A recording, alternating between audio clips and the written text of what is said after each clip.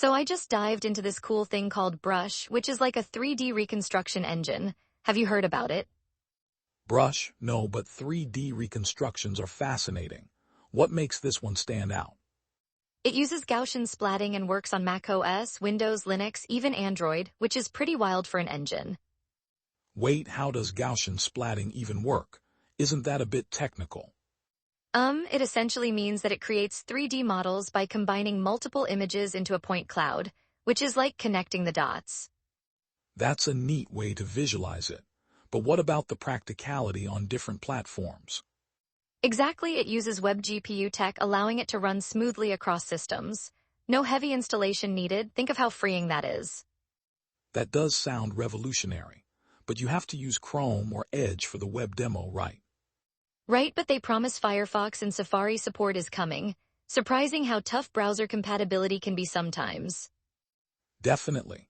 And the flexibility of running it in a browser could change how developers approach rendering. Speaking of that, the training aspect lets users interact live with the training scene. Isn't that wild? Wait, seriously. So you can actually see the process unfold as the model gets better. Yeah, you can compare real-time rendering with original views while training. I mean, that's like instant feedback. That's so useful. But I wonder if that would create unrealistic expectations about the speed of learning models. Good point. It might make people overlook the time it takes for models to truly refine their outputs. Exactly. Plus, I heard it can handle masking images and transparency. That's pretty advanced. Oh, for sure. Masking could be super useful when you want to focus on specific elements in an image. But it also raises questions about the complexity. Too many options can overwhelm users, right? Totally, a balance between features and user-friendliness is key. Too much complexity can be off-putting.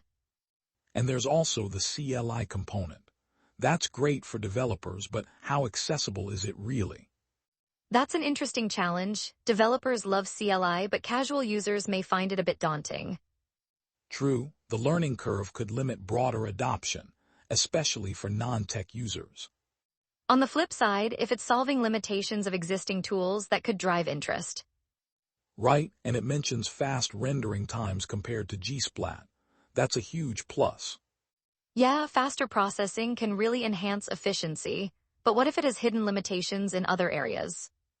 Exactly. It's crucial to dig deeper into those benchmarks to get a full picture of performance. And let's not forget about the training drawback. It still might need a lot of initial setup. Is that a red flag? Potentially. If the setup is too burdensome, it could push away eager new users, which is a shame. But on the positive side, the flexibility across platforms really could open doors for many kinds of users. Absolutely. I think it's all about finding that sweet spot where functionality meets accessibility. So if we wrap this up, we get a blend of innovative features with some valid concerns.